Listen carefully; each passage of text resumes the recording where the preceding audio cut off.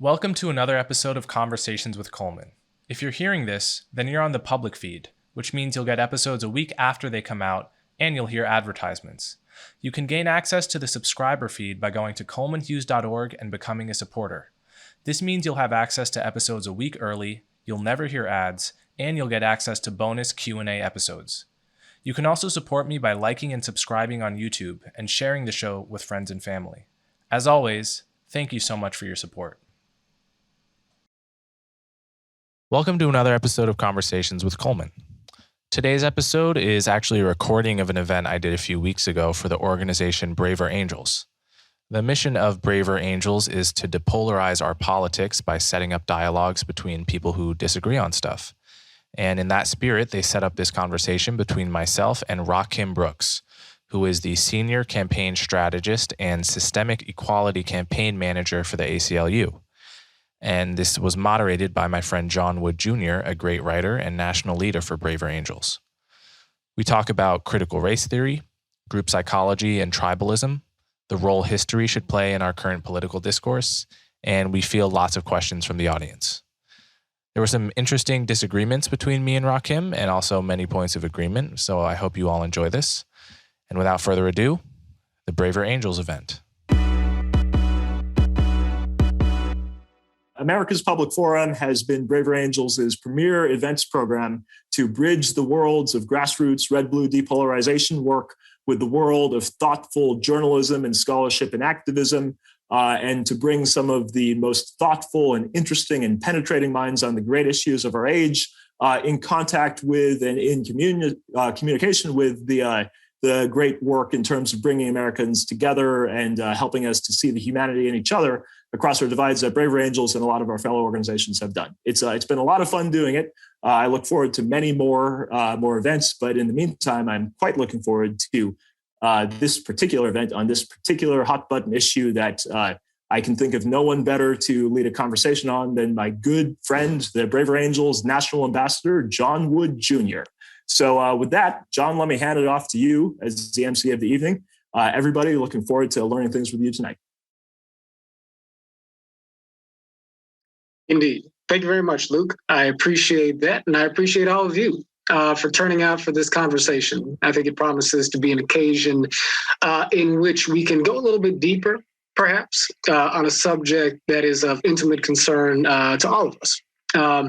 And that is the question of race in America. That is the question of our racial relationships, the question of Black America, but the future of not just Black America, but all of American society as it relates to our ability to navigate the tensions that present themselves to us in the context of our racial conversation. And it couldn't be any more fraught at the moment, although I don't want to overstate it, because there's certainly amazing organizations and amazing individuals who are showing us ways to think more deeply about these issues and to act on our common ground, who are setting an example that may not always be widely covered or celebrated in national media, but that nevertheless are out there with stories to be told. And I am happy, very happy to be joined by, in my opinion, two such individuals this evening, who I fully anticipate will deepen our understanding from different, perhaps, intellectual starting points of the challenges that confront us in the domains of race relations, civil liberties, and related issues as well. And so, with no further ado, I'd like to go ahead and introduce each of them briefly. We are joined today by Rakim Brooks. Rakim Brooks is a public interest appellate lawyer and a cross-divisional campaign strategist with the American Civil Liberties Union. He is the senior strategist for the ACLU's Systemic Equality Campaign. Mr. Brooks, Rakim, my good friend, it's great to have you here. Good to be here with everyone. Thanks for showing up. It's 8 o'clock on the East Coast, so I don't know where everybody's calling in from, but I'm already tired. There you go. Well, we'll hope to reinvigorate you a little bit before it's time to be off to bed. And great to have you here once again. We are also joined by Coleman Hughes, another friend of mine. And Coleman is a writer, featured in many prestigious publications, including as a columnist for Quillette magazine. He's a former fellow at the Manhattan Institute, the host of the popular podcast Conversations with Coleman. He is also, I will have folks know, a jazz musician and a rap artist whose work can be found online. Coleman Hughes, good to have you with us, brother. I'm very grateful to be here to talk with you and Rakim. Not only is it 8 p.m. on the East Coast, it's also the hottest day of the year. And there is a very real chance, according to the text alert I got today, that New York has a blackout. So yeah, hopefully that doesn't happen. But yeah, right. Well, have them wait until we're done with our program. It's good to have you here, Coleman. All right, so let's kick off the conversation. First of all, before we jump right into the meat of it, I think I would be curious to have each of you begin just by telling us a little bit about yourselves vocationally and also how you enter into the subject of race and politics in general. There's some sort of broad framings for your attitudes in relation to the broad social conversation that we're having about race in America. Rakim, would you introduce yourself for the benefit of our audience and give us some insight in terms of how you generally view these questions? Good to be with everyone. Rakim Brooks. I'm a senior campaign strategist with the ACLU. As John alluded to, I grew up in East Harlem in public housing, largely with my grandmother, and attended public schools for most of my life until college, where I went to Brown, and then was a Rhodes Scholar for 2 years before coming back to the United States. And initially beginning to write at an organization called Demos, a left-leaning think tank, on questions of class and race and poverty. Mostly out of personal experiences, things that I had learned growing up. My grandmother made roughly $12,000 a year. And so I saw firsthand the struggles that she experienced. My mom was a working class single mother. Wasn't that my dad was in the picture, they just were separated. And so these questions come to me somewhat biographically. They've been issues that I've always been interested in. Once I left Demos, I went to the Treasury Department and worked on community development issues. For sometimes community development financial institutions, if folks are familiar with them, are institutions who have an affirmative obligation to lend in low to moderate income areas. So I learned a good deal there before going to Yale for my JD and MBA. I've always sort of known I would end up back in this work, and it just so happened that this year the ACLU established its Systemic Equality Agenda, which focuses explicitly on issues of race and class in America, and is really attempting to take a sledgehammer to some of the things that we believe ail us as a society that prevent Black communities from succeeding at comparable rates to the rest of America. And I'm excited to be doing the work. It in many ways feels like a fulfillment of things I'm supposed to be doing. I've come full circle. And so that sort of contextualizes where I am. I can say some more, John, about some of my thoughts about race, but maybe I should let Coleman introduce himself and his approach, how he's come to these issues. By all means, Coleman, go ahead. Yeah, so I grew up in a mixed race, mixed income town in New Jersey, a very nice suburban town, and to be honest, didn't think about race very much growing up. Effortlessly had friends of many different races and never really thought about race much except as maybe the punchline of innocent jokes and so forth. And, I remember, to give a sense of who I was as a kid on the issue of race, I remember one time some kids wanted to play a black versus white soccer game when I was like 10 years old or something. And it just struck me as instinctively wrong. I remember me and one other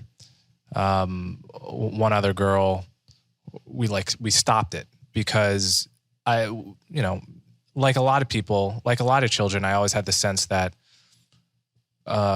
race, the meaning of race is skin deep, and anyone who attributes more to it than that is making an error, and an error that can have serious consequences. When I graduated high school, I briefly went to Juilliard in the jazz program there, set on being a jazz musician before dropping out and going to Columbia and majoring in philosophy, where I graduated about a year ago. And it was at Columbia where I was, although I was briefly exposed in high school, to a very different approach to racial identity. One that goes by many names: woke, social justice, so forth. Which really struck me as very different from the kind of colorblind anti-racism that I had grown up instinctively believing. And it was at that moment I became very interested in why, when I had, arrived in a place of such opportunity and privilege, it was precisely in such a location that the concerns about racism were the loudest I'd ever experienced, and that's the context in which I became curious about sort of what is the psychology of this, and so that's when I started, reading and writing voraciously about the topic, and that's sort of how I came to it.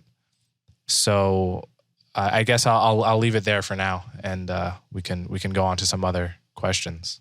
Okay, outstanding. And we will shortly circle back directly to this question of color blindness versus color consciousness or racial consciousness, because I think that that's going to be at the heart of plenty of what we want to navigate through in this conversation. So we'll come to that soon. Very much related to that subject, I want to start us off by having a conversation about the conversation over race in America. And, the three of us, Rakim and Coleman, we had a short conversation in advance of this program. I guess it was a few weeks ago, and we made mention of, the larger dialogue over race in America. And interestingly, and sort of amazingly in retrospect, I don't recall the phrase critical race theory having come up in our dialogue once. And I think that's just because we were talking about the issue with various points of depth, and we're used to catch-all phrases emerging in the political conversation. But this phrase has so quickly become the anchor for even what seems to be the mainstream conversation over race in America, that I do want to ask you each what significance it does or does not hold to you. I was briefly watching Glenn Lowry, who's well known to the three of us and will be well known to many folks watching this program, and a conversation with Mark Lamont Hill, in which he opined that most people who use the phrase critical race theory are not actually talking about critical race theory in any formal way. It's more of an allusion to sort of a shift in mood, a shift in attitude, a zeitgeist which demands that we be very much conscious of race as it operates in our systems and structures and policies, and as it has operated in history, an insistence on that racial sort of consciousness. I want to ask you each, starting with Keem, the idea of critical race theory, how relevant is it to the conversation we're having about race in America? Really? Is that a clarifying concept or a confusing concept for us? And what would you like to say about it?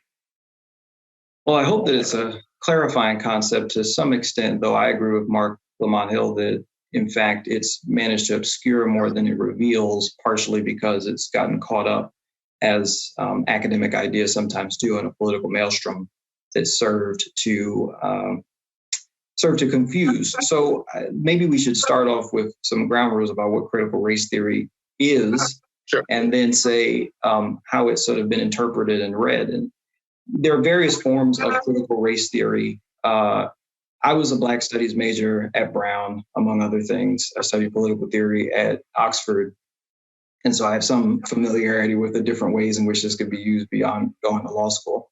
And I would say that fundamentally, what critical race theory is after is trying to confront the idea that the United States, the project of democracy, started as a colonial settler society, just to say we had to displace, murder, and kill the indigenous people of the land in order to start America. There is then a second question, what we often refer to as America's original sin, which is the importation of coerced Black labor in order to help build the country. There are then several other instances, the colonization, occupation of Mexico in order to extend our country. and that all of these pieces are crucial parts of our history. And the question is, what is the significance of those parts of our history? There are other terms that are used in critical race theory, so the permanence of white supremacy. The idea there is it possible to extract oneself from your history? So if all of those things carry any freightedness and weight, what does it then mean for our present? And there are those who believe that every subsequent, there are those who believe that every subsequent step in American history has been colored by those early experiences. So after the end of slavery or emancipation, you subsequently move on to the Jim Crow era. You then move on to eras of mass incarceration, which require various remedies in the society. We have two reconstructions, as people have articulated it. The first reconstruction being in the 1860s, and the second reconstruction beginning in the 1950s and extending through the 1960s. And people like William Barber calling for a third reconstruction. So that's my understanding and how I would level set. Now, the problem seems to be that when these concepts are being taught, they cause severe emotional, in some people, cause some emotional harm, some instability in their conceptions of themselves and their conceptions of their country. I would say to that, I was trying to give an analogous example to someone. When I watched Eyes on the Prize when I was 11 years old, first learned about Emmett Till. It was similarly traumatic, but it was a factual part of our history. That this young man was killed when he went to Mississippi and that it helped to ignite the civil rights movement. But if you can imagine, as an 11-year-old watching this in fifth grade for the very first time, it prompted in me all sorts of resentments towards my country. Those things then had to be channeled, as education should always channel emotion, towards some sense of betterment and understanding about the world in which you live and towards proactive action. And I think, if anything, that's where we should be in the conversation about critical race theory, which is asking ourselves, what does it mean to be informed about these concepts and then to act on them, to treat them as significant in relation to all the history that we've been teaching forever? And then to take proactive steps in that direction. Instead, what we've decided to do is really try to bury our heads in the sand about those realities and that particular way of teaching history. Some might argue there's overemphasis. I haven't been in those classrooms. I don't have any children, so I haven't been in a classroom for quite a long time. So I can't tell you exactly how it's being taught or whether or not I agree with the amount of emphasis being given. But these are essential episodes in our history. And one of my friends quipped, just recently, we decided that Juneteenth was a holiday, but of course then have no ability to talk about it through the critical perspective that would be necessary to understand how it came to be a holiday and what its significance might have been to Black communities, not just at the moment at which the slaves were notified in Texas that they were free, but the continuing history throughout the United States of continuing to celebrate that particular day as a day of emancipation alongside the 4th of July. What did that mean to Black Americans? And I think critical race theory gives you some insight into that. Thank you, Rakim.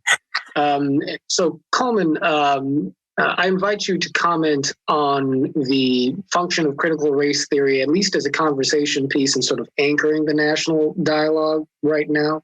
Getting back to this question of, is this emphasis on critical race theory confusing more than it is clarifying? But also feel free to comment somewhat, at least, on your understanding and feeling about the substance of critical race theory. Do you see it as meaningfully informing the national dialogue? And do you have an instinct as to whether that is constructive or destructive? Okay, so, as a philosophy guy, I've read a lot of the original critical race theory writing by Kimberly Crenshaw and many others, and I always found it to be an intellectually interesting philosophy, one among many. I thought it was wrong, but I also thought it was, I think a lot of philosophies are wrong that are, worth thinking about. I definitely agree with many who have said that actually what critical race theory is, in the original academic sense of the idea, is not precisely what people are talking about when they attack or defend critical race theory, at least in the past few months in the national discourse.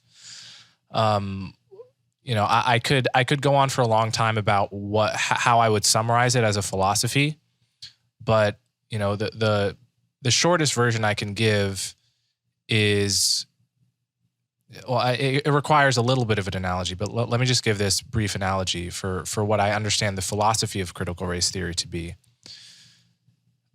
When you're a kid, you learn the concept of an accent, of someone speaking with an accent. And often kids learn this by implicitly feeling that there's a quote unquote normal way to talk, and anyone who talks different is speaking with an accent, right? Whereas you don't speak with an accent. And at some point you grow up and you realize actually any way of speaking just is an accent. You have this sort of aha moment. And what critical race theory says is it's kind of a similar kind of realization, except instead of being about accents, it's about the value structure of society itself. It's like there is no such thing as a neutral view from nowhere, just like there's no such thing as speaking without an accent. And the value structure of American society itself is steeped in white supremacy and racism. And so all of the standards, whether they be laws, whether they be norms, taking the SAT and the structure of standardized testing being one example. These things that may be facially neutral are in fact norms that cannot be separated from the history of white supremacy and the fact that this country is fundamentally tilted in favor of one group and against another. That's the basic insight of critical race theory, that neutral value structures certainly aren't what exist in America and perhaps aren't even possible in principle. Now, I think that's a very interesting claim philosophically. I don't think it's right, but that's really what I understood critical race theory to be as a kind of philosophy nerd. What people are talking about when they talk about CRT today in the national discourse is not that necessarily. But they're talking about a general mood that has sort of existed since the 60s, if not earlier, about the narrative of what America is. Is America an inherently racist country that will never outgrow its racism? Do we need race-conscious laws and policies in order to rectify the effects of slavery and Jim Crow? And a kind of muscular racial identity among Black people? Or do we need, a colorblind universalist approach to anti-racism, a class-based set of policies, and with an eye towards identifying as Americans before we do as members of a particular race? And I think critical race theory has become I think Christopher Rufo has had a large role in labeling that kind of mood, which has existed for many decades, with this particular philosophy, which is related to that mood. Certainly, they're not unrelated at all. They're just not exactly the same thing. So that's what I would say on that front. Indeed. And I think that delivers us directly to this question, which I think is deeply baked within the sort of critical construct within which we are speaking, and that has come to sort of animate the larger discussion here. This question of whether it is vital or, in fact, grossly damaging for us to think and operate in direct recognition of racial categories. Now, I'm going to summon a couple of quotes here to help us give some context to this. But I have a quote here from Ibram X. Kendi in How to Be an Anti-Racist, where he says, quote, "Singular race makers push for the end of categorizing and identifying by race. But the unfortunate truth is that their well-meaning post-racial strategy makes no sense in our racist world." That's Ibram Kendi. And now, from the other side of that spectrum, take some words from Thomas Chatterton Williams, who writes in, that quote from Ibram Kendi was from How to Be an Anti-Racist. This here is from Self-Portrait in Black and White from Thomas Chatterton Williams, where he writes, I will no longer enter into the all-American skin game that demands you select a box and define yourself by it. And he goes on to say that whether we are referring to, quote, vicious bigotry or well-meaning anti-racism, unquote, that the perpetuation of these racial categories is pernicious. And he further says, quote, I am not renouncing my Blackness and going on about my day. I am rejecting the legitimacy of the entire racial construct in which Blackness functions as one orienting pole. And again, that's Thomas Chatterton Williams' Self-Portrait in Black and White.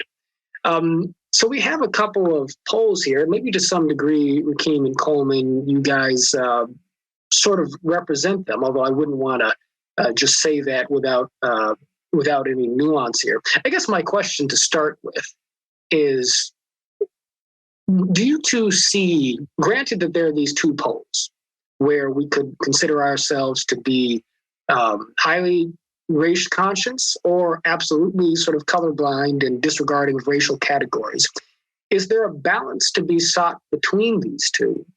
Or do we really do need to strive towards an absolute realization of one of these attitudes or another? If there is a balance that needs to be struck here, what is the nature of this balance and why is it important to reach for it? And this time I'll start back with you, Coleman, and Rakim can respond after you're done. Go ahead. Yeah, so I do think there is a balance to be struck, or the way I would put it more precisely is that there are areas of life in which, to me, it seems appropriate to have a race consciousness, a benign kind of race consciousness. Am I going to go up to a Jewish person and say, you have to stop identifying as Jewish insofar as their Judaism means they like, Passover is meaningful to them. They like to think about the ancestral story. The memory of the Holocaust means something to them. They celebrate Hanukkah and so forth. That seems to me a rather benign kind of group identity. Now, that kind of group identity, unfortunately, very quickly bleeds into areas where it becomes pernicious. It blinds you, blinds you to facts about the world that are unwelcome to the group. So, in the case of Judaism, obviously, to be a Jew that is, for instance, pro-Palestine can be a seriously deranging opinion to have insofar as that's a belief that may be punished within your in-group, regardless of whether it's rational or not. And just the fact that it could be punished can lead you to not be able to think straight about that issue. And with the case of race in America, black, white, Hispanic, Asian, it seems there's an analogous thing to me, which is like, if your blackness consists in, the particular kind of music you like, the way you talk, the way you dress, what you're talking about to me is just belonging to a certain subculture, right? And the history of slavery is meaningful to you, and you like to celebrate Juneteenth. These are all, this seems like totally benign to me until the group identity influences truly the way that you think about, say, the issue of unarmed Americans getting shot by the police, right? It's like, are you taking the default black opinion rather than reasoning through the issue from step one? Insofar as that's what your blackness consists of, then I think it becomes seriously toxic. But insofar as it's a kind of benign group identity, I think that is totally unavoidable and not to be discouraged even, right? Indeed. And so, Rakim, same question to you. Are we to strive to embrace one end or the other of the poles between, let's say, strict race consciousness and strict color blindness, or is there a balance to be struck in the middle? And if so, where would you put that and why would that be important?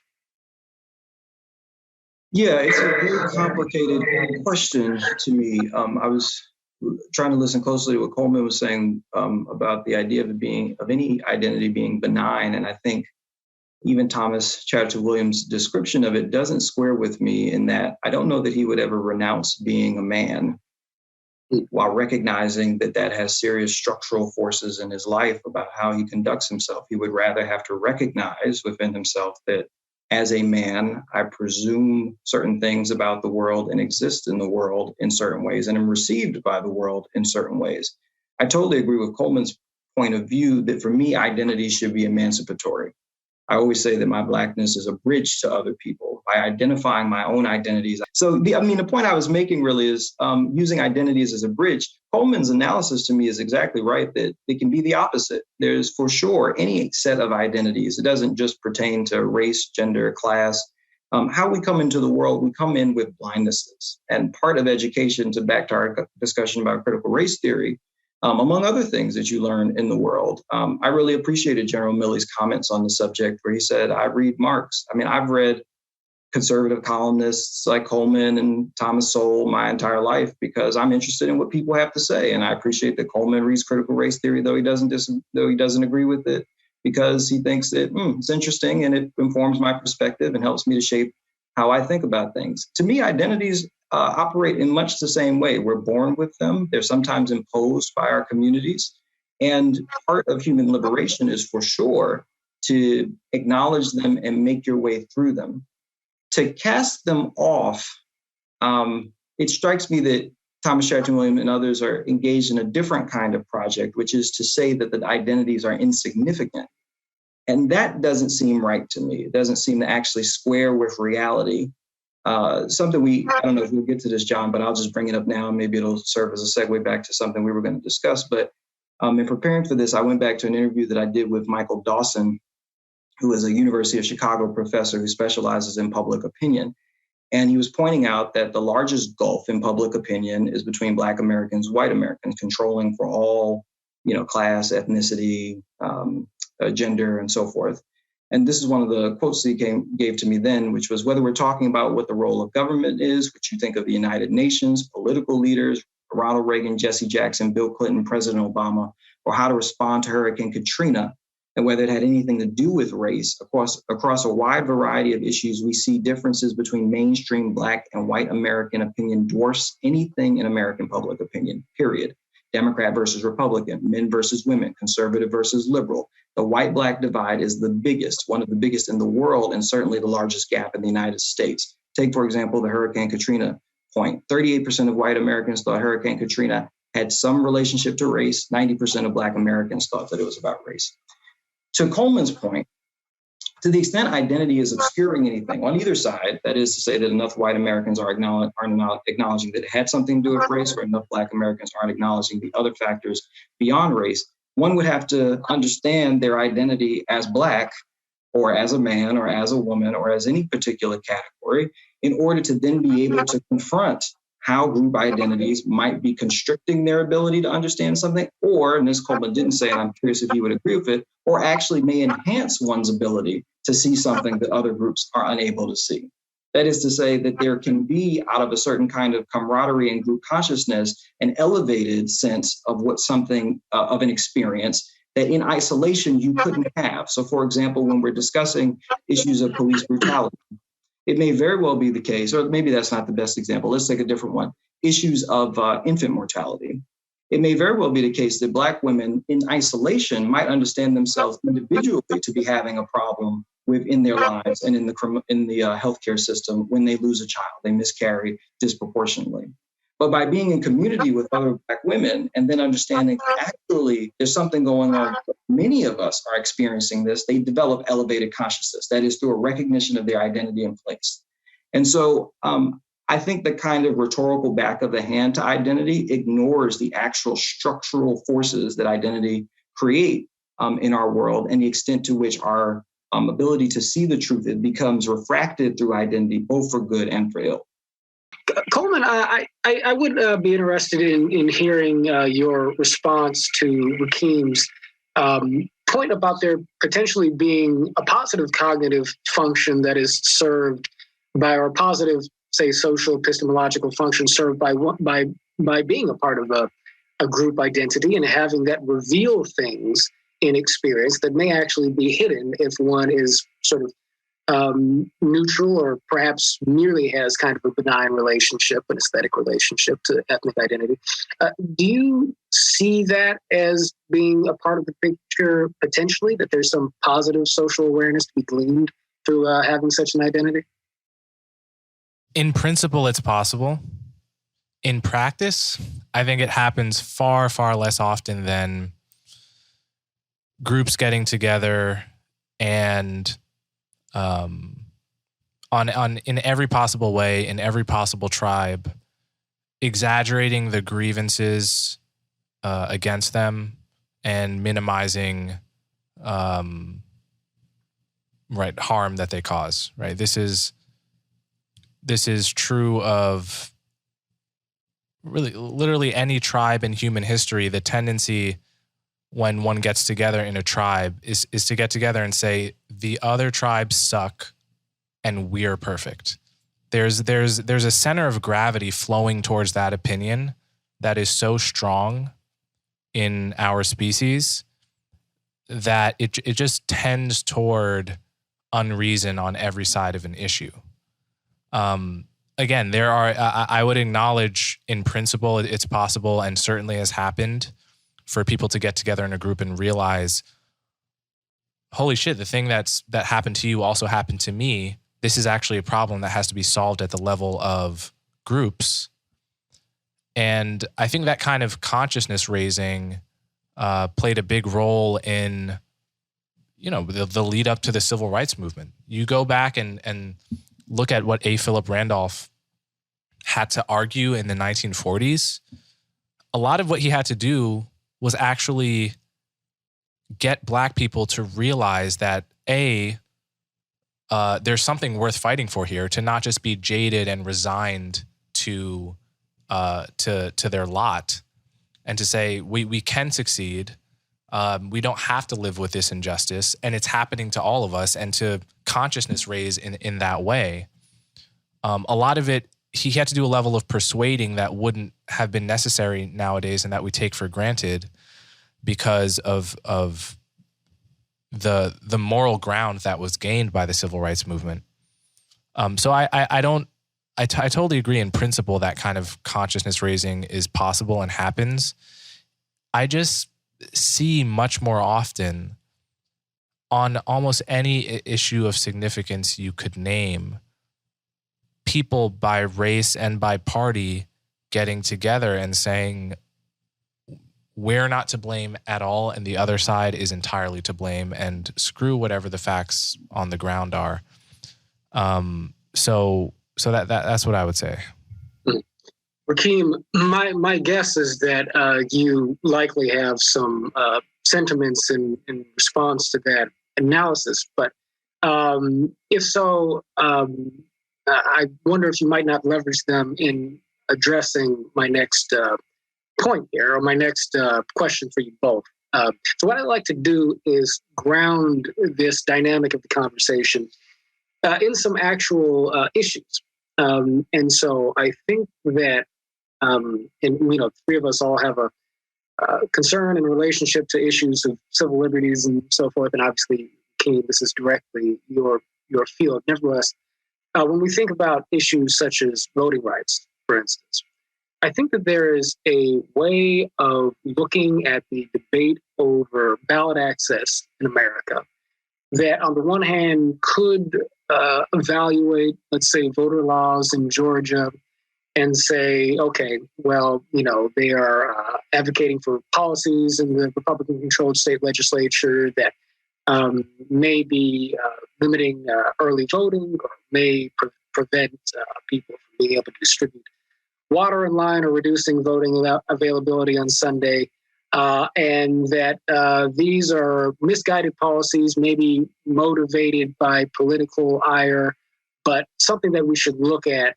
in its own context. Or we could evaluate those policies and say that there's a direct connection between Georgia's political reforms here a history of anti-Black discrimination in the South, the repealing of or the nullifying of I think it was Section 5 of the Voting Rights Act, the pre-clearance requirement that called upon Southern states to achieve federal clearance for proposed voting reforms. We could situate it in that historic narrative, and some folks would say that distorts our ability to see the issue clearly. Others would say that we precisely need that narrative and racial context in order to see the issue clearly.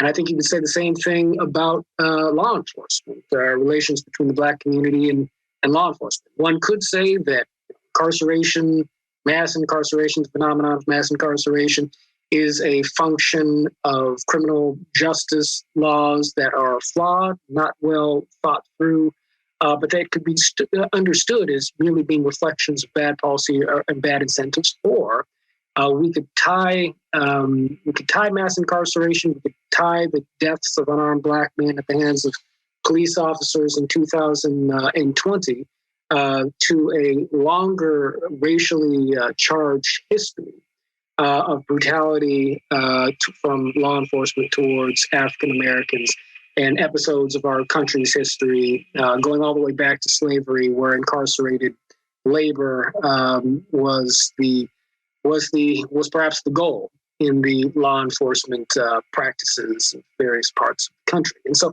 the question is whether I invite you to comment on either or both of these issues specifically, or if there's another example in the domain of policy that you might want to refer to, that's fine too. But can either of you speak to particular issues and show how color consciousness or color blindness either distorts or clarifies our ability to grasp the issue in clear-headed empirical terms? And so, Rakim, I'll go to you first on this, and then we'll circle back to Coleman. And can we unmute Rakim? I don't know if Rakim can unmute himself, given our. Yeah, no, I was waiting for clearance. Okay, there you go. You're pretty clear, my friend. Okay. So these are both good examples that I wanted to use, actually. You know, in the law, there's a notion of disparate impact. And the basic idea being that a policy can disproportionately affect one group or another, usually a recognized group under federal law, and therefore it would be impermissible, regardless of the intentions of the policymaker. And so take voting rights and criminal justice in particular, and I wanted to give these two examples. After the 2020 elections, where we had record turnout, including among Black communities, pardon me for the sounds in the background, we had record turnout among Black communities. States throughout the South, throughout the country, but largely concentrated in the South, Republican-led states began to enact various voter measures. Let's not characterize them in any particular way, which on the whole were,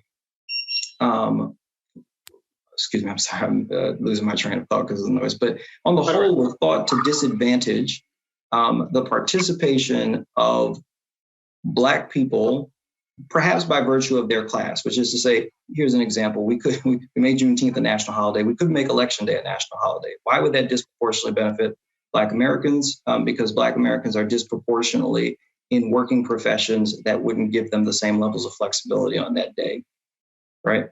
So you can have various levels of construction of a voting system that either empowers Black people to vote, or let's say a group of people so congregated, or disempowers them. Now, we similarly, in the context of criminal justice, let's say that you are living in a Black community that is plagued by gun violence, and the police say, well, we know how to stop the gun violence. We're going to stop each and every one of you, Black men between a certain age, as a way of preventing the gun violence.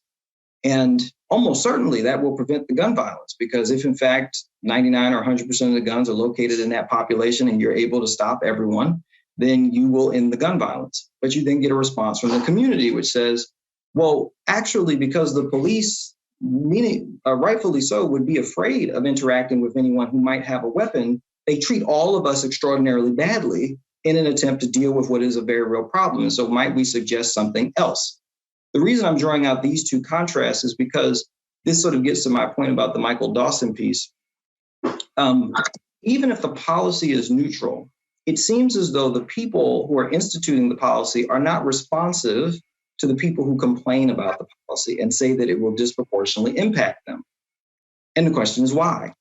And that is when human beings begin to refer to history and other sets of assumptions about why it is they're engaging in this particular way. Now, take the case in North Carolina. You all may not remember it exactly, but Cooper v. Harris, where the Republicans essentially drew lines so that they were including more Black people in a district. They were packing Black people into a district. And of course, the response from the Republicans was, we don't care who they are. We just know that they're Democrats. And because they're Democrats, we're trying to pack them. It has nothing to do with race. But in the context of having the discussion, they had to say, how do we know these people are Democrats? Well, there's a large Black population here. Let's move them into the district. This gets back to the point about racial recognition is happening all the time for ill or for benefit. And the extent to which the groups of people who have been racialized are then allowed to participate meaningfully in the process to redress and perhaps remake the policy strikes me as something of significance. And so this isn't so much of an answer to your question, John, as a framing device for our thinking about this, which is if in fact a disproportionately impacted group lacks the political power to reverse the decision that disproportionately impacts them in a given area, then how are we to analyze it? Are we to say it's merely race neutral, when in fact there's a bunch of Black people against seemingly a bunch of white people in many of these states? Or are we to say, even if it were race neutral, it has this disparate impact? Or do we layer on an analysis about history? And my point is, people are always going to lay on an analysis about history, and it is a relevant factor. That's just who we are as human beings. We don't come into this world without histories to which we are unattached. I tend to share much of Coleman's, I think, personal sentiment, where I'm often trying to cast off labels about what people think I should and shouldn't be doing in the world. But my political analysis doesn't reside there. My political analysis resides in the fact that people are trying to label me and are trying to make assumptions about who I am and what I will do and shape policies based on who I am and what they think I will do. So I hope that's helpful. I got interrupted a few times in trying to formulate that. If anything was unclear, I'm happy to restate it.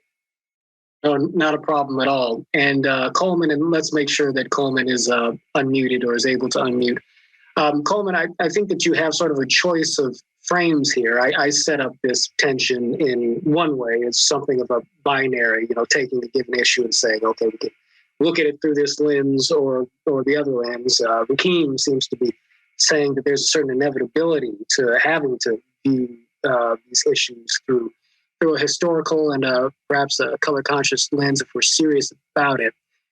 So respond how you would like to the core choices here before us. So again, this is an area where I agree in principle.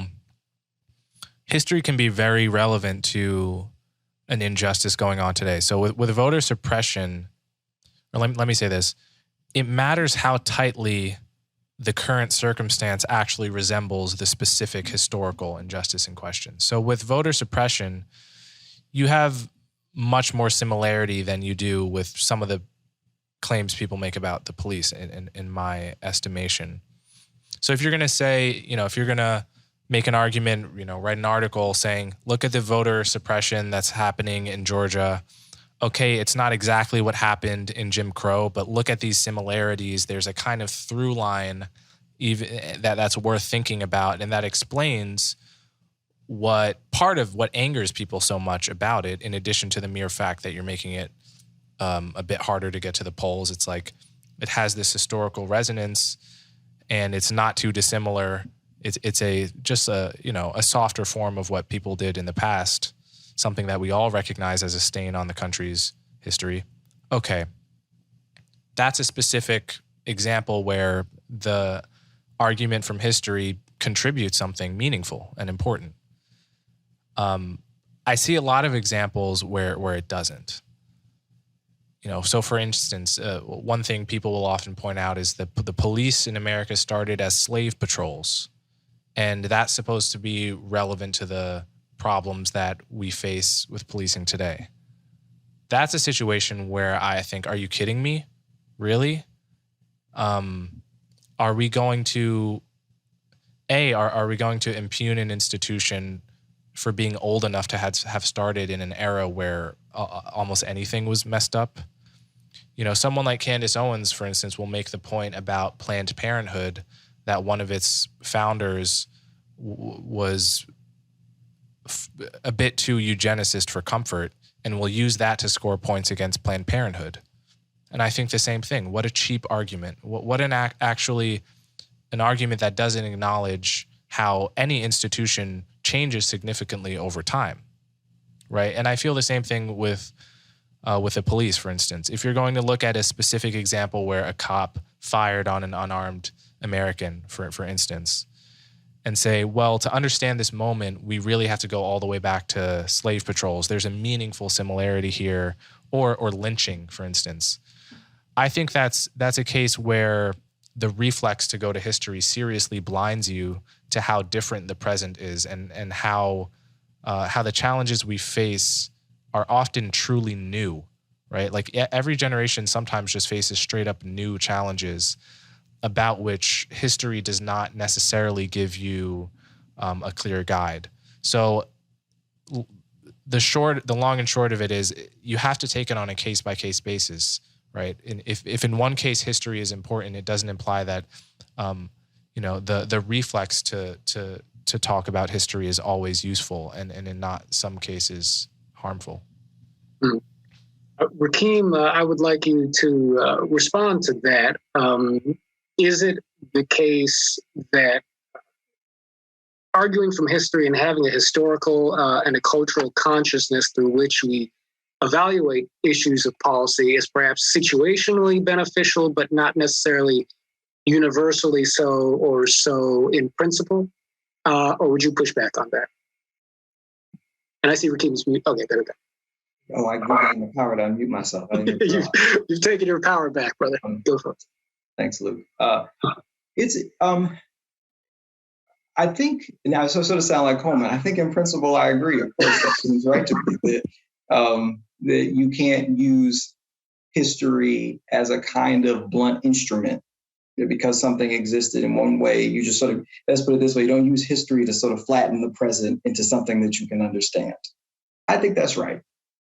The example of the police officers starting as slave patrols struck me as the kind of thing that someone references to tell a longer story, not just to tell that story. And I think one of the things that I'm sort of hearing in Coleman, and I'm curious if he thinks this is accurately reflected, is there can be, again, instances in which race and racial analysis, sociological analysis is just used as a blunt instrument, and people are using it to justify ends that they want to affirm within themselves.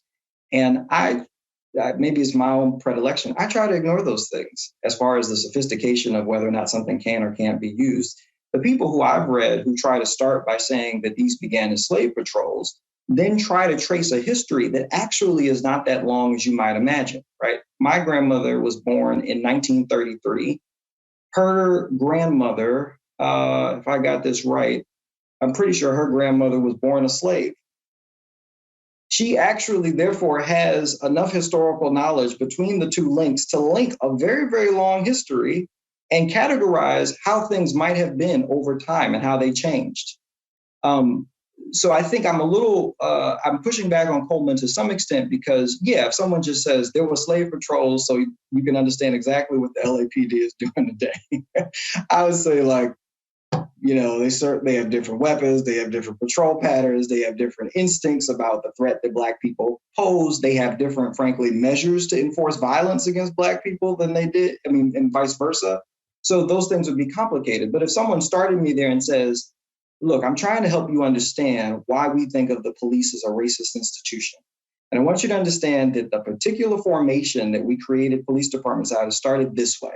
And as I move you forward, I want you to understand that the people who began to occupy police departments were often ethnic, in the Northeast at least, something I'm more familiar with, were often ethnic immigrants whose first words and ways of becoming American were learning to say nigger and differentiate themselves from Black populations. And that those people then begin to imbibe the exact same racist bile that existed before they ended up here. And then it carries on in certain ways. They tell a very, very long story. Now, at various points, Coleman may say, like, that's BS, that's BS, that's BS, right? Like the various linkages that someone is trying to draw. But it doesn't strike me that historical analysis of that kind, of the kind that I'm describing, which is trying to be delicate, attentive to various changes over time, is somehow irrelevant to public policy discussions. In fact, it seems quite relevant to me. Now, what we then do with it, I agree with Coleman entirely that you have to be sophisticated and nimble in your analysis. Things are not the same, right? It is uncomfortable to me when we just sort of take the phrase Jim Crow and drag it into any particular context without understanding the historical nuances that allow Jim Crow to exist.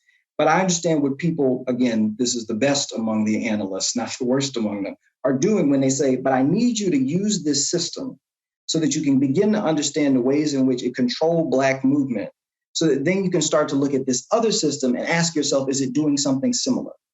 And you might say it is doing something similar, but not exactly the same, so forth and so on. It strikes me that all knowledge that works that way. Scientific knowledge works that way. And we have to make corrections over time and say something you're relying on in the past no longer applies in the present because we have new information. But I tend to be someone who thinks history matters quite a lot, particularly the history where there are people with lived experiences still binding us to the past.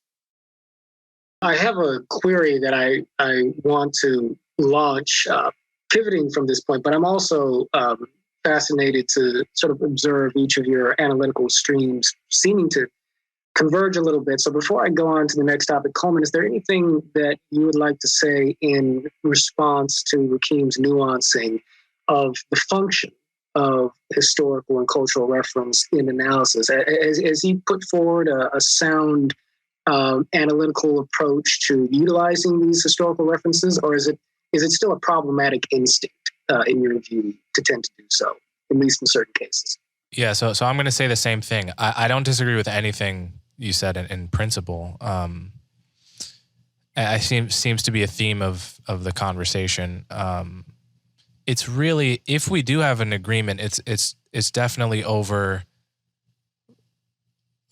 the extent to which the problematic kind of historical linkage or historical thinking is actually occurring.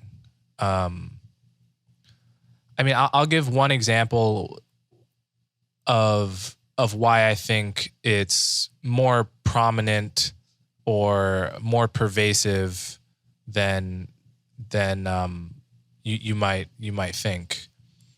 You know, the 1619 Project to me is an example where an actually truly kind of cheap version of the historical argument was elevated to Pulitzer Prize, pump it through the school systems a level of prestige. And it's not to say everyone who wrote in that or really anyone who wrote in that project was a hack. I mean, these are serious people that when they write at length have serious things to say. You know, someone like Matthew Desmond, serious sociologist who I would not, it would be unfair to characterize him by what I'm, you know, the one example I'm about to give of his writing. But, you know, one of his essays for the 1619 Project, he talks about how Excel spreadsheets are part of the legacy of slavery because people accounted for the profits and losses of the plantations using a similar structure of like cells. And like, so like I read something like this and I'm like, come on, like that's laughable. And it's fine for people have all kinds of laughable opinions in the world. People have many laughable opinions with the opposite political valence. They just don't really get Pulitzer Prizes. So this turn I've seen really just, you know, in the past 5 years or so towards a kind of lack of skepticism of these historical arguments, especially in elite media, is kind of what motivates my opinion on this. Last pass on this question, Rakim, because I saw you smiling a little bit at the spreadsheet example. But do you ever detect a little bit of excess, perhaps, in this mode of analysis in some of our elite publications or whatnot? And is there anything that you want to say to Coleman's summary analysis of his feelings here? Yeah, I think he's mostly got it right, and I understand the concern more clearly, which is. And Coleman, nod if this is correct to some extent, but there's a kind of race. It sounds like your view is like there's a kind of race machine, race hysteria, right? That populates a kind of public education, and it could be more sophisticated, it could be more thoughtful, but it's not. Right? What we've got people listening to, thinking about with regard to race is just sort of crazy. And it ends up being, even if there was a more sophisticated version, I thought Coleman did a fabulous job laying out what critical race theory talks about. Once we get it down to the classroom, we've worked it through the major periodicals of the country, we've, gone through different circles and reading groups and whatnot, suddenly, and knitting sessions, suddenly we get this version of it that's just like, if that's what people believe, we're in serious trouble. Like they've lost everything that might have been ascribed to the larger project. If that's the analysis that we're working with, I can see great merit in that. That complicated things, when the game of telephone ultimately leaves us in somewhere that is miraculously disorienting, factually incorrect, et cetera. And I think I would be more interested in trying to figure out why that's the case. And I think we might have different instincts about that. I tend to, I was having a discussion, one of John put together another discussion at Coleman that you weren't a part of, where one of the participants was talking about wokeness. And I was like, it's so funny to me because when I think about wokeness in a Black context, remembering again that 90% of, at least in some circumstances, Black people think different things than white people when they're polled in large numbers.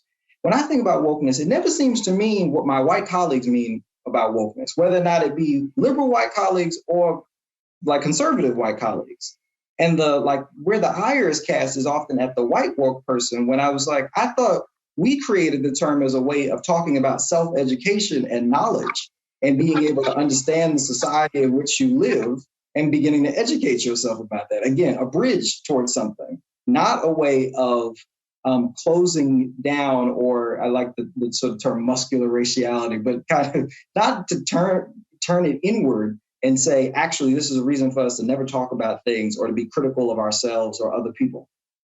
That phenomenon that exists in the society, that kind of, race machine, race madness, race hysteria, is endemic to America. And that's why I'm always confused when people say we should stop talking about race. And I think, well, yeah, we could stop talking about race, and you would think that might stop the hysteria. But actually, if the source of the hysteria is about more than race, it's about power, it's about relationships between individuals, then something else will come up. And it will be based on race in one way or another, but we would be talking about different things. So I don't know if that's wholly responsive, but I get what agitates Coleman, what perhaps it forces him to write so much, that there's just all sorts of things that are said out there that don't really make all that much sense. But I think that about so many different topics that don't have anything to do with race. I'll give one last anecdote. I remember I was writing, when I first started, like Coleman, I was writing at a think tank, and I had actually learned a good bit about poverty. And one of my supervisors there said to me, watch how the news media will totally distort how to talk about poverty. I mean, I had done the research, really read about it. And I can remember distinctly, they wrote a 2-piece article. The first article was the day before the poverty statistics were supposed to come out, and the next day were the poverty statistics. So, because they released them every September or so, if I can remember correctly. And I remember them releasing the first piece, saying something like poverty would go down. I don't remember the exact context. And me saying that is impossible. It is impossible for all of these reasons. If you just look at the sociological data, there is no way that can be true. Before you even get to the supplemental poverty measure, the national poverty rate will not go down tomorrow. And I wrote a piece to that extent, saying who are these people that you allow to publish on the front page of the New York Times? And then the next day it came out and the poverty rate had gone up, because of course there was no way for that to happen. But to me, the questions about true knowledge being refracted through our media system and thereby distributed to people in ways that are false, misleading, incomplete is a wholly different problem than the race enterprise alone. It's happening at every level of knowledge. Indeed. Okay. Well, I think that may, in a couple of ways, link into the next and perhaps final piece that I want to put on the table here, because I think we might actually pivot to questions a little bit early because there are, frankly, so many coming in. I feel the audience energy in the Zoom. So I'm going to want to turn over the show to the questioners in just a little bit here. But it occurs to me, it seems to me, and, perhaps one or both of you will disagree with me here, but it seems to me like we are in a moment in American society wherein folks and, on a range of issues, but certainly on issues related to race and identity, are either trying to argue each other or protest each other into silence. And so there's a way in which I think some polemical approaches to advocating for color blindness, you might say, tend to sort of delegitimize people as soon as they seek to make an identity sort of oriented point. And there's certainly, I think, a conspicuous way in which protests, what people call cancel culture and so forth, but the zeal with which we will sort of demand sometimes, whether it's through Twitter mobs or, revolutions in editorial boards, potentially, or what have you, the zeal with which we demand that people sort of absent themselves from a certain platform or communication space, even before they've had an opportunity to contextualize or clarify their comments, simply because it falls outside of an overturned window, presupposes this idea that we can, in one way or the other, force people out of their natural sorts of starting points for relating to issues related to race.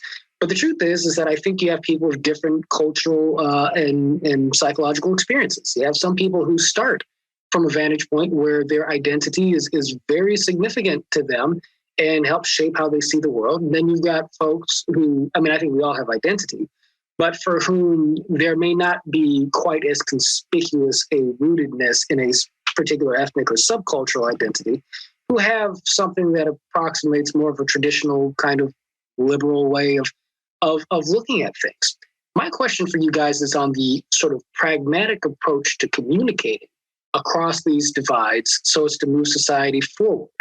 Because I imagine that while it's worth defending one approach or the other, we're in a moment now where it seems as if PTAs all the way up to governing bodies potentially, and certainly the cultures within major American corporations and institutions, have difficulty functioning because we are so quick to delegitimize one another's starting points that we fail to do what I think you two have done masterfully here this evening, which is to sort of acknowledge the validity of where each the other is starting, and to sort of reason towards a place of understanding where we align on the level of principles, even if the specifics of our kind of analysis on things may vary. Do you guys have advice for us, braver angels in this audience, and for all who are watching, in terms of how we can most constructively sort of communicate across this, to put it simply, philosophical divide? Is it the case that if we do not neatly converge in the middle of these two poles, we cannot make progress at all? Or is it possible for us to learn from one another, even if some folks are seeing things through a more individualistically centered frame and other folks are seeing things through a more sort of group identity oriented frame? And I know that that's saying a lot, but I feel utterly confident in tossing that ball to Coleman. Coleman, what would you say to that? Yeah, I guess, so the answer to this question has a lot to do with temperament and personality. I think some people are naturally better sort of listeners and conversationalists than others. Everyone has to start wherever they are, but wherever you're starting, it's pretty much never a bad idea to push yourself more in the direction of really listening to whoever you're talking to, And at the beginning of a conversation, let go of the desire or expectation to win it, which is very difficult to do, which I struggle with. Again, some people are just naturally much better at this, and some people are naturally terrible at this. And you should be really honest with yourself about where you are.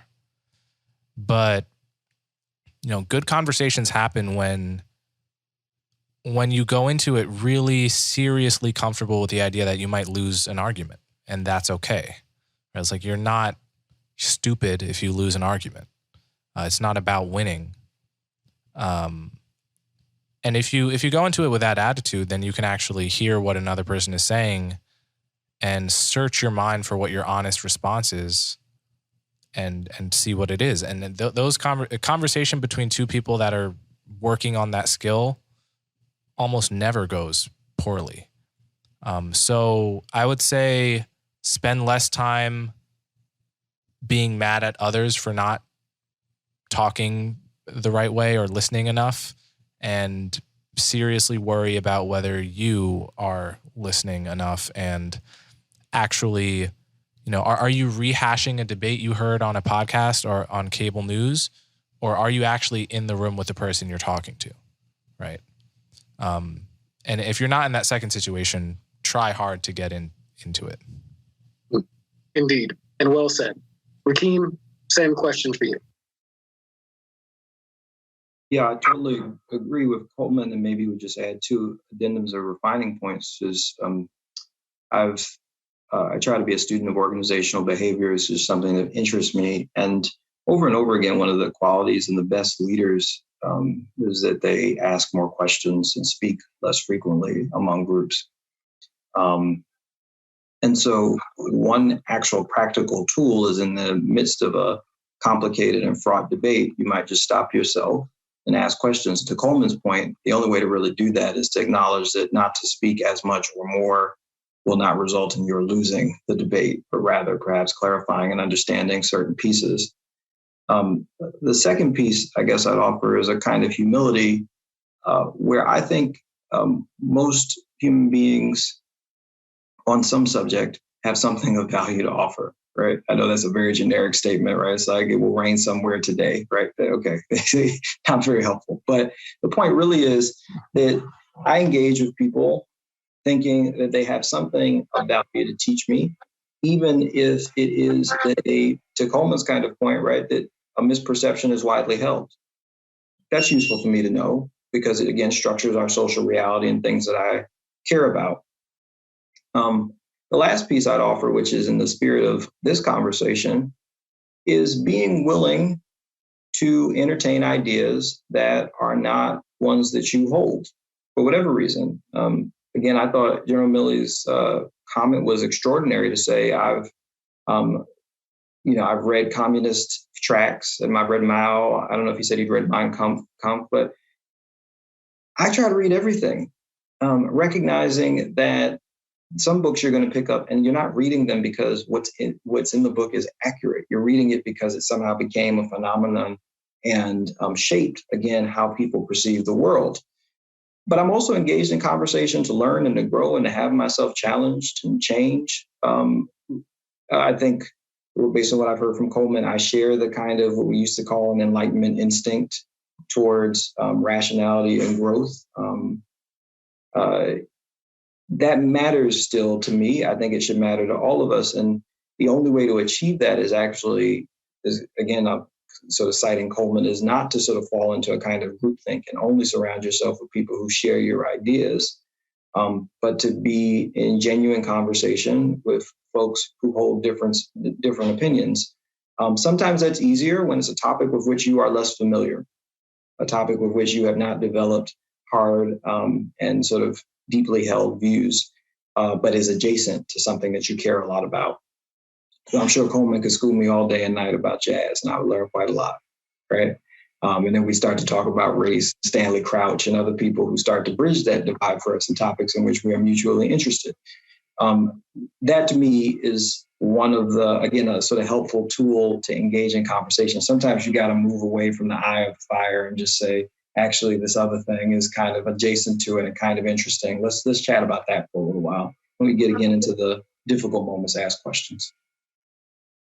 Well, I look forward to having you both back for an event on jazz sometime in the future here. So, ladies and gentlemen, Rakim Brooks and Coleman Hughes, let's go ahead and give a round of applause / jazz hands, if you will, for our incredible speakers and thinkers here today.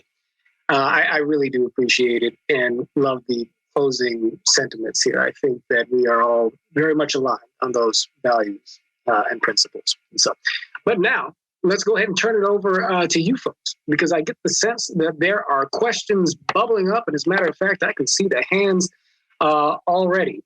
So before we start taking the questions, we have about, I think a little less than about closer to 35 minutes or so. So we can get a good chunk of time in, but I'm going to insist that people do their utmost to be concise and ask a question.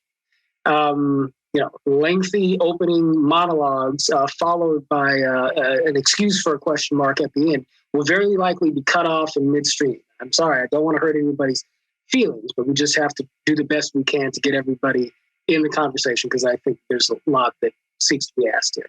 And for our speakers, Coleman, Rakim, obviously you guys can range out in response to the questions, but I'd ask you guys to be mindful of time as you do so. So let us begin with Rita Chisholm. Hello, Rita. Go ahead and ask your question. And Rita, go ahead and unmute yourself, or let's make sure she's in. Thank you. Sorry about that. I'm just going to read what I wrote down.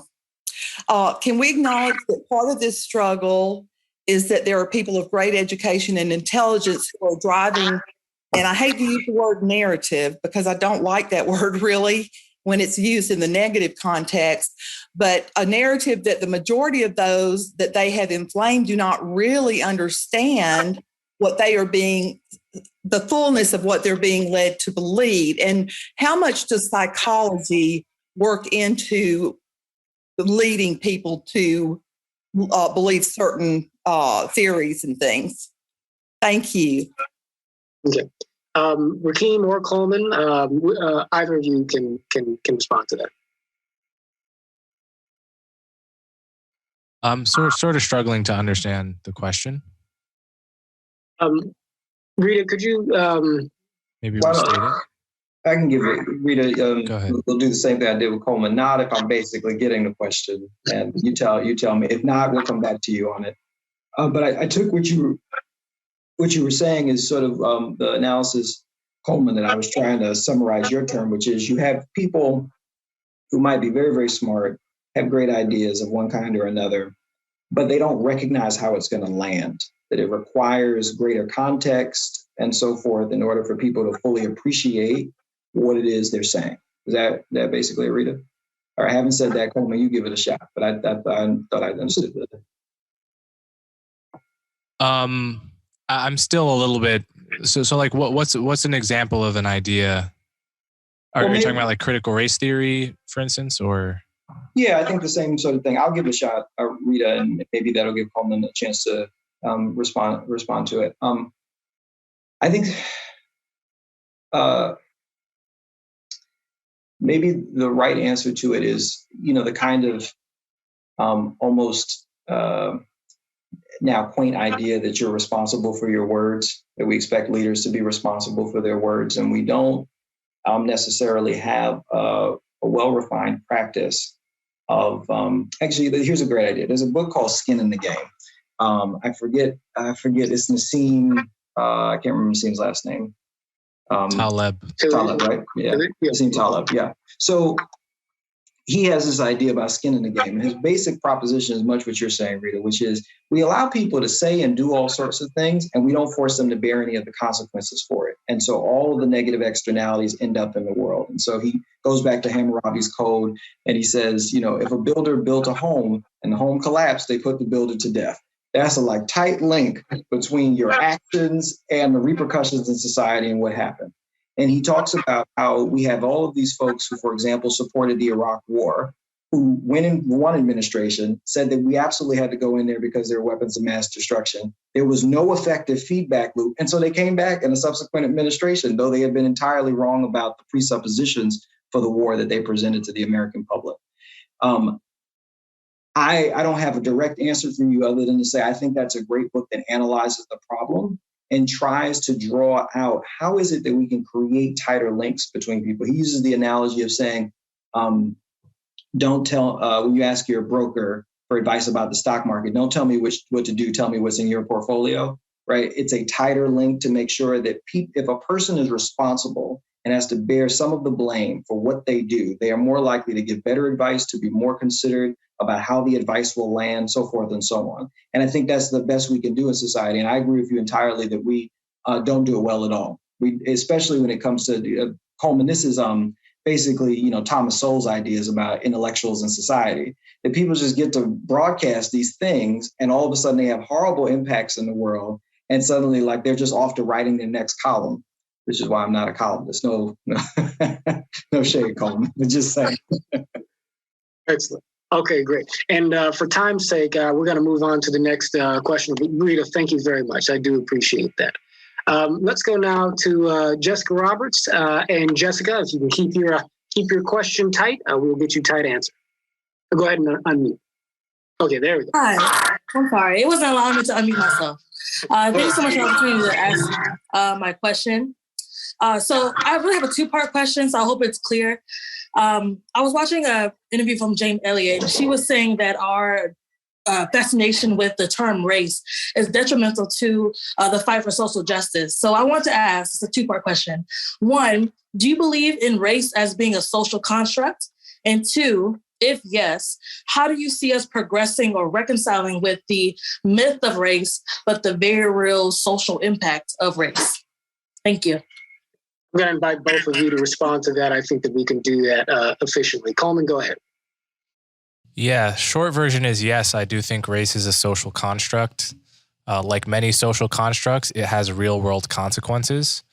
But this is an area where I do tend to agree with Thomas Chatterton Williams, who John referenced earlier in the discussion, where if something is truly a social construct, we should more and more push towards recognizing that at least where it matters, politics and values, we should really push towards, we should always be anchored to the idea that race is essentially a social fiction.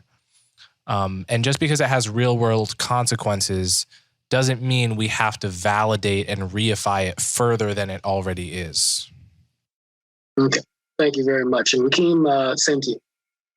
Yeah, I broadly agree with that sentiment. And I think the sort of dividing line between Coleman and I is that I tend to think, I tend to be a little bit more deterministic, I guess, in thinking that it already is reifying the identity. And the question really is whether or not it serves a productive function or an unproductive function at a particular moment. And you have to be able to acknowledge both, right? The ways in which some people will use their Blackness, again, as ways of balkanizing, as ways of closing off, and other people will use their Blackness or their race or whatever identity is, again, as a way of building a bridge. This is kind of like one of those classic debates about whether or not you can sort of unencumber yourself of all of your identities. What would be left if you were able to do that? And my basic view is you really can't.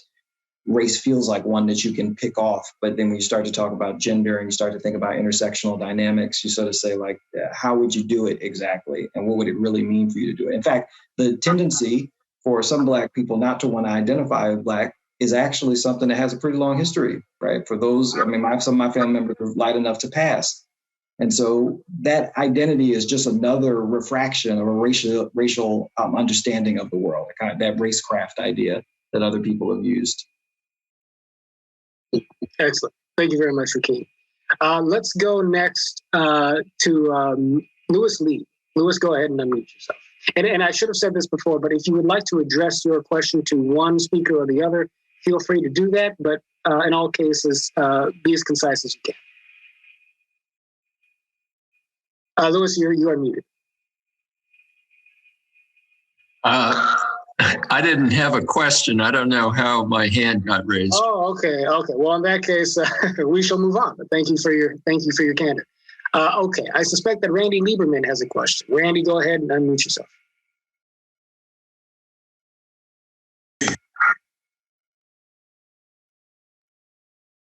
He unmuted and was remuted. Oh, okay, there we are. Thank you. Thank you, gentlemen, for this evening.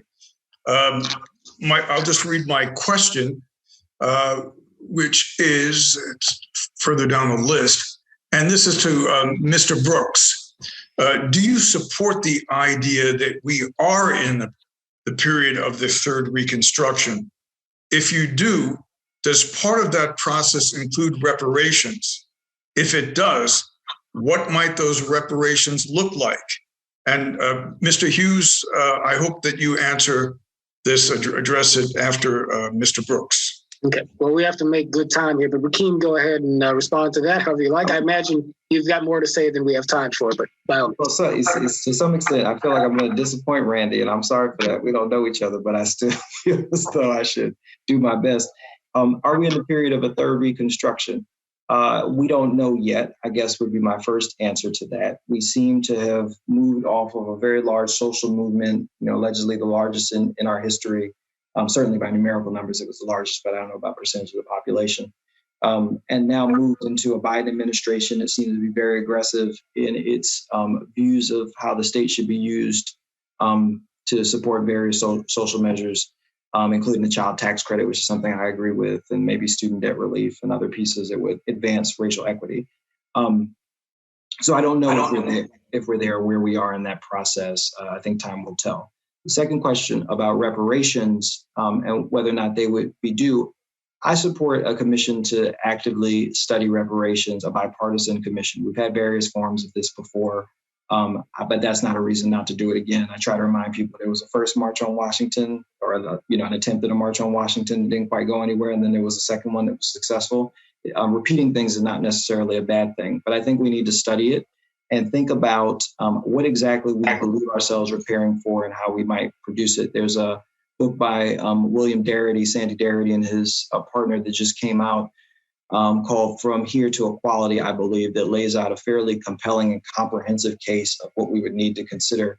And so I would point you to him as a way of thinking about this subject. He's someone more learned than I am, frankly, and I haven't come to a solid conclusion. Okay. Coleman, if you have something pressing you would like to add to this, I welcome you to do so. Otherwise, I'd move on to the next question. Just in short, I don't think we're in a third Reconstruction. As I said before, I think people throw around historical analogies and, there would have to be something analogous to slavery. The second Reconstruction, you could say, came after Jim Crow, something analogous to slavery in the sense of being an injustice. I don't see what landmark moment could mark the end of an injustice that would have a third Reconstruction to follow it. But again, I haven't heard someone make that case, but it seems really dubious to me on its face. Okay. Next up, George Milton. George, go ahead and unmute yourself and try and make your question concise. We're glad that you're here. Yes, my question is regarding the difference between critical race theory and race ideology. And is everyone clear on those differences? And if so, shouldn't the issue be addressing race ideology instead of addressing critical race theory? Okay. Rakim or Coleman, do either of you have a response to that formulation? Yeah, I think if by race ideology you mean ideological racism, white supremacy, black supremacy, is that what you mean by race ideology? Is that correct, George? Is that the distinction you're drawing? Okay, great. I am operating under the historical understanding that race ideology is about hierarchy by skin color. Okay. And there are beliefs associated with white and beliefs associated with black. And that begins with racial identity. So that teaches the ideology of race even in 2021. Okay. I think we got it for the sake of time. Coleman, I think that is what you were speaking to. Yep. Okay. Understood. Yeah, you are totally right. Critical race theory is a different thing than race ideology. Race ideology still exists.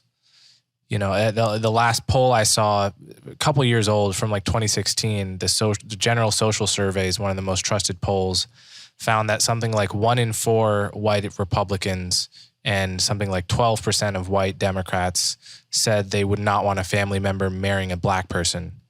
So that's not negligible. Those numbers are not small enough to wave away. So that's definitely not what we're talking about with critical race theory. It's not about hierarchy so much as it is about the structure of society itself being racist. Okay, excellent. Let's keep going. David Metzler, unmute. Go ahead and ask your question. Let's give David a second to unmute himself before we unmute. Go ahead, David. Yes. Am I on? Yes, you are. Go ahead and ask your question.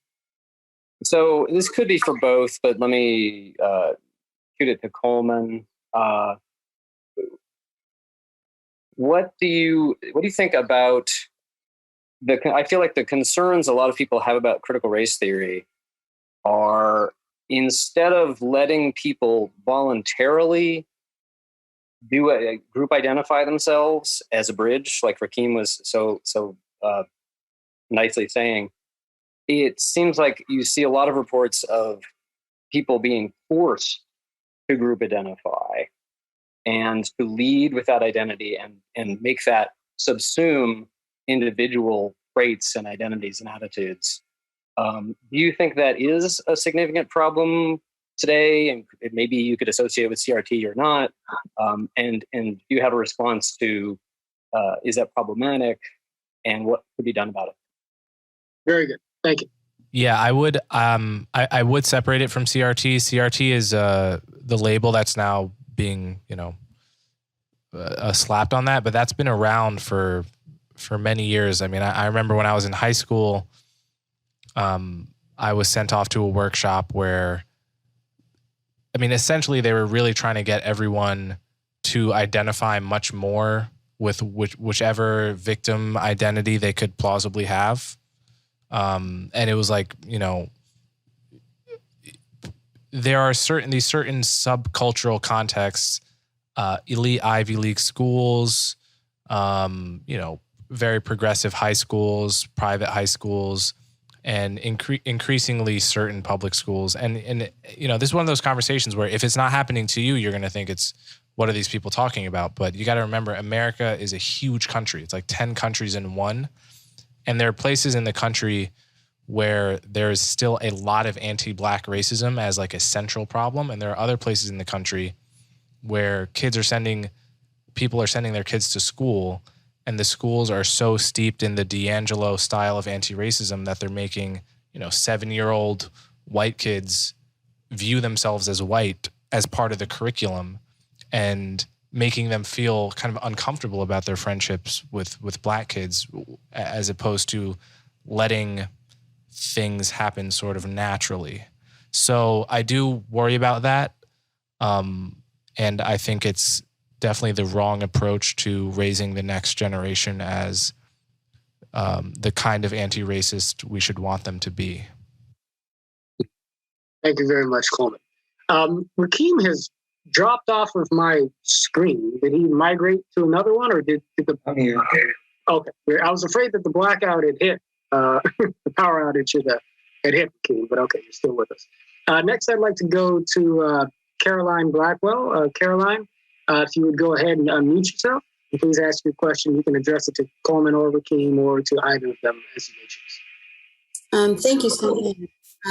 I'd like to first say that I went to an independent and private school. I have worked almost 30 years plus in that context, and I know of no educators, period, who have ever taught critical race theory in any of our elite private schools. Given that, question is, given the persistent racial inequities that exist in our society, I wonder who benefits, or I'd like both of you to speak to, who benefits by the supposed ideology of color blindness, and who would benefit from ignoring the racial realities that exist in our country. Okay. So who benefits from color blindness? Coleman, I I think that you're the individual who should probably respond to that first. Rakim, I invite you to follow on if you like. Sure. Well, when I say color blindness with respect to public policy, I mean policy that's based on class, which I think is the best proxy we have for disadvantage in this country.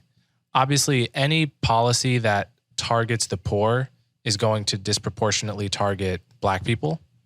That's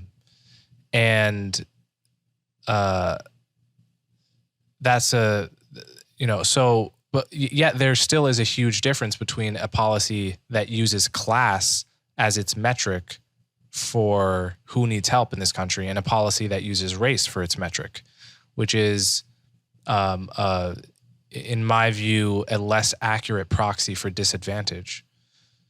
So who benefits from colorblind policy is that colorblind policy based on class more precisely targets the populations most in need. So that's what I would say. Rakim, would you want to add to that, or shall we proceed? Sure. There was a second part to Caroline's question. Does someone remember it? I'm sorry. I apologize, Caroline. I remember the first part, but not the second. Just want to make sure I answer it. Caroline, would you like to clarify very quickly? Go ahead and who benefits and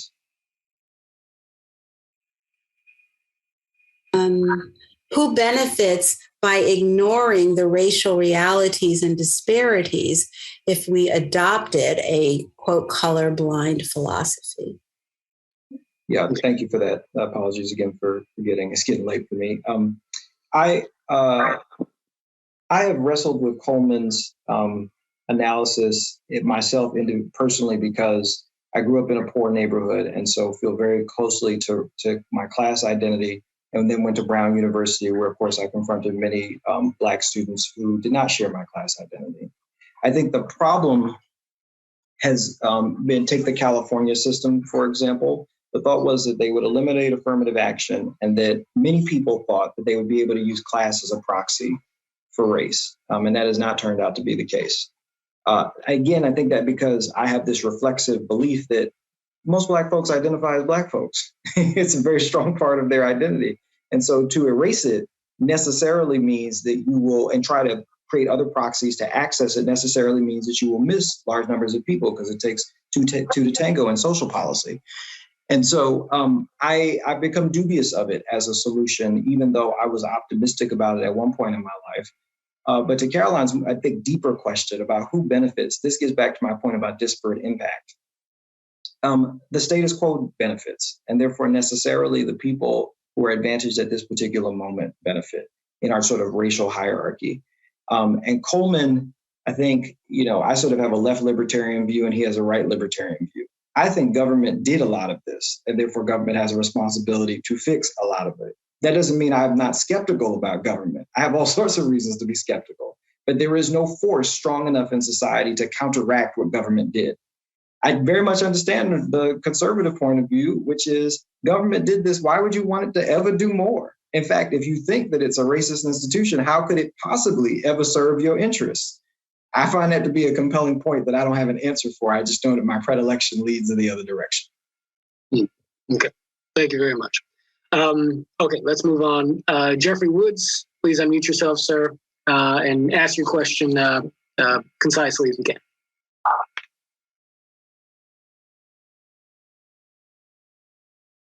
There we go. Thank you very much. I'd like Rakim and Coleman to answer this. Rakim, I'm very interested in the idea, I've never heard of this, as race as a bridge. Could you give me a specific example of what you mean by that? And Coleman, I'd like to hear your response as well. Yeah, very happy to. So I gave one example of it, which was sort of intergroup, which was a group of Black women understanding one another's experiences being common to them as a racialized subgroup. But I also mean it in the sense that understanding, I was very moved by Elizabeth Wilkerson's book Caste, because when I traveled to India, I was fascinated by what was happening there and how different it was. And to Coleman's point about not misusing historical analogies, it wasn't anything that I could relate to, frankly, as an American. At least I didn't think so. Elizabeth Wilkerson, whether or not I don't necessarily agree with her analysis, so let me put that aside for a second. But it wasn't something I could relate to necessarily. But I had some reserves of historical experience because I was a Black American to say, this is something that you two are tackling. This is the hierarchy and the group arrangement that you're trying to make sense of. You're engaged in a similar kind of struggle.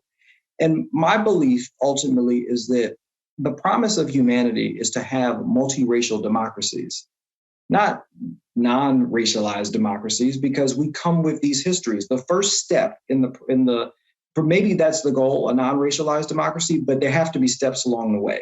And that has to be the first goal. And so the question is, how do I use my identity as a bridge to understand you better? So people have moved around on my screen, so I can't necessarily find you anymore. But the idea is basically, what can I tell you about myself and how I grew up and how I understand my racial identity and what it means to me and the promise that it means to me to learn more about you. So I often say, this is one of the fascinating things, and you'll ask Black people, as a test, I don't know that you should ask Black people this, but just follow me for a second. I have asked friends, what does your Blackness mean to you? And you will learn quite a lot about a person because sometimes their Blackness is entirely associated with negativity. It's about their hair, it's about struggles they've had, racism that they've encountered, et cetera. And mine tends to be Black people have been some of the greatest freedom fighters in human history for a common identity, to recognize that we are not somehow not human, and therefore to be able to see when other people are being labeled in ways that render them not human, whether it be the LGBT community. Not always. Obviously, there's homophobia in the Black community like there is everywhere else. But the best of the tradition allows you to see in other people disadvantages and ways in which society is attempting to limit their possibilities. And that includes white people and everyone else, right? Because you're white doesn't mean you don't experience any disadvantage in the world. And I'd like to say that some of my experiencing disadvantage allows me to see that you experience disadvantage as a white person, even if you don't know that you experience disadvantage as a white person, right? And to be able to have that conversation, to me, is what we are ultimately trying to do as a community of peoples, as they used to say in the civil rights movement. We want to be drawn together by these things that people could use to divide us. We say, no, we're not going to allow that to happen. I know who I am. I know how I was raised. I know what's important to me. And I want to know what's important to you. And I want to see how we're the same. We may be different. Not everything is about similarity, but bridges are often built based on the similarities. Indeed. Thank you, Rakim. Coleman, is there anything you want to add to this subject of emancipatory identity? Or shall we proceed to the next question? Let's go to the next question because there's so many. Indeed. Okay, we'll do. Up next, Bill, Bonnie, go ahead and unmute yourselves. But even though there's two of you on the screen, I'm going to insist on one question. So pardon me for that. But go ahead and unmute. There we go. So my question is about critical race theory seeming to me to be having the ability to learn our actual history. I grew up in the South, and what we got was the ladies of the Confederacy's version of what American history was. And I think about critical race theory as being the first step being just the actual nation being able to learn our actual history. It seems like the issue that you're talking about with race blindness or color blindness is another issue. And I'm wondering if my analysis is too simple or not. Thank you very much, Bonnie. Coleman, would you distinguish between these two items, color blindness and the value thereof versus our need to actually tell the full truth about our history? Yes, I would. I think critical race theory is very different from a full accounting and analysis of American history. You could have a historian that knows more than anyone in the world about slavery and Jim Crow who didn't subscribe to critical race theory at all. They are truly distinct. The practice of learning and teaching history from critical race theory, which is a set of beliefs about the value structure of society itself, right? You could teach the most intensive class on why Juneteenth matters. You could be a historian who goes into the archives and discovers a slave plantation that no one even knew existed and had been lost to history without believing any of the philosophical and epistemological claims that are a part of, what's called critical race theory. Now, how it's being used today, how that term is being used today, does have something to do with how history is taught, but really, these are two different topics. Okay. Thank you very much, Coleman. Let's go next to Ronald and then to John Benning. And I'm going to start calling out the person in the on-deck circle so they can have their finger over the mute button when we get to them, the unmute button. But Ronald, go ahead, ask your question.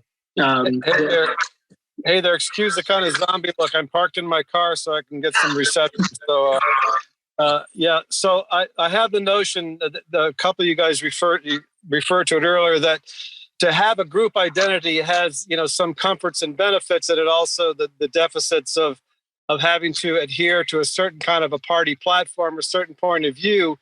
And it seems like it's a natural inhibitor to individuality and critical thinking.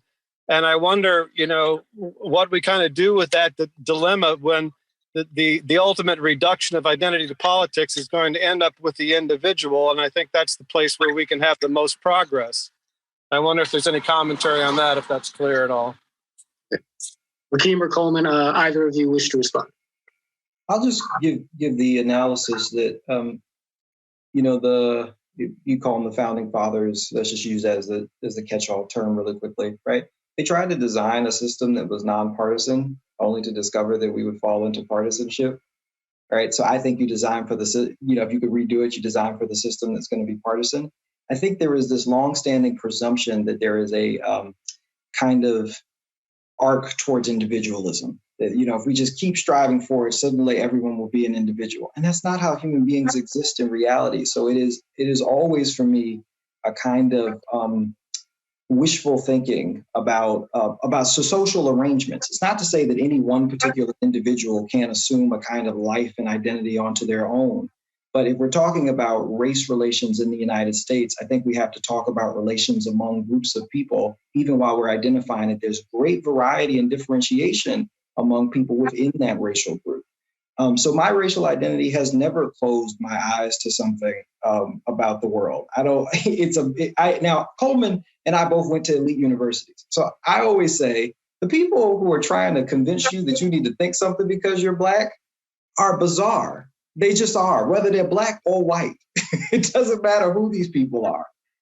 But the people who say to you, actually, there's a lot you can learn from the Black experience in America. Let's try to think through this and do so critically.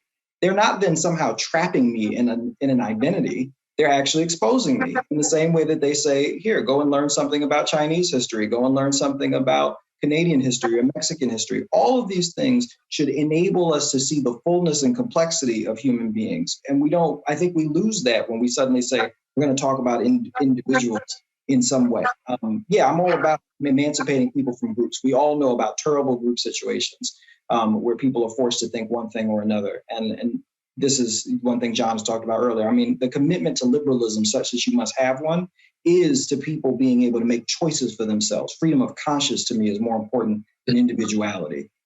Okay. Thank you, Rakim. And you know what? This is going to have to be our final question. I'm going to ask that you ask it quickly, John Benning. But go ahead and do so, and let's try and return a crisp answer to him. John, go ahead. Yeah, totally. Can you hear me? Yes, sir. Yeah. So thanks so much for this. It was really great. So it seems like a convergence point between the two of your ideas on these topics is that history is definitely important in thinking about current day problems, but also that the ultimate utility of any particular historical lens is going to vary from like super useful to innocently nonsensical to actually a really bad way to think about this problem. So what's the best process for determining when it's useful and when it's not? And is anything in particular about the way we do this now or think about this now, especially standing in the way of doing it the right way? Coleman, we're going to go ahead and close on this with you. Go ahead. Sure. I mean, so the process for doing it is no different than the process for figuring out what's true and reasonable on any topic. And part of that process is to foster and support a culture of skepticism and free speech and open dialogue, and to always discourage the worship of any particular writer or intellectual, to resist appeals to authority, or to substitute an argument being logical for a particular person being lauded and prestigious, to oppose any taboos on reasonable criticisms, just to have a free and open sort of culture of critique and dialogue around issues where people aren't self-censoring, and hope that the best and most useful ideas come out of that kind of culture, which often but doesn't always happen, but certainly doesn't happen when people feel that their reputation is bound to having a particular opinion on the subject of historical racism. Indeed. John, can I offer one quick thing? I agree with Coleman entirely, but maybe very quick. A practical piece. There was an expert on disinformation and misinformation. Long form reading is the way to deal with most of this. Short form reading often leads to misinterpretations of things and misperceptions. If you have the time, not every human being does, but this group has been here from 8 to 10 on Eastern Standard Time. Long form reading. Indeed. I see Luke Phillips agrees with that. And so do I. Ladies and gentlemen, one more time, a round of applause, jazz hands in Zoom speak for Coleman Hughes and Rakim Brooks. And very quickly, Coleman and Rakim, let everybody here know where they can follow your work and how they can keep up with you. Anything you want to plug? Rakim Brooks, you first. Go ahead. You can mostly watch my work at aclu.org/systemic-equality. I'm leading that initiative. Occasionally I'm writing pieces on the blog there, but that's where you'll see the substance of what we're working on. I believe we have links in the chat. But Coleman, go ahead and let folks know where they can follow you. You can listen to my podcast, Conversations with Coleman, available on all platforms. You can subscribe to get the ad-free version of my podcast at my website, colemanhughes.org. You can follow me on Twitter at ColdXMan. Any of those is a way of supporting me that I would deeply appreciate. Outstanding. And thank you both. This has been a wonderful conversation. And thanks to all of you for your fantastic questions and for everybody being willing to show up and join us tonight. Caroline, Alan, Bill, and Bonnie, and everybody whose questions didn't get through, we apologize. But stay with us. And if you are interested in the work, if you support the work of building out the communal spirit of American democracy, of being a part of our effort to cross the divides that mobilize our ability to reason and work together as American people, left and right, black and white, then I encourage you to join us. We are at braverangels.org. We're a membership organization. We may have a local alliance near you that you can be a part of. And if this is your first time doing anything with us, this event and events like this are just the tip of the iceberg of the experience and democracy that we are building at Braver Angels. And so once again, that is braverangels.org. Thank you for being with us tonight. We are building a house united. Until next time. Thank you, folks. If you appreciate the work I do, the best ways to support me are to subscribe directly through my website, colemanhughes.org, and to subscribe to my YouTube channel so you'll never miss my new content. As always, thanks for your support.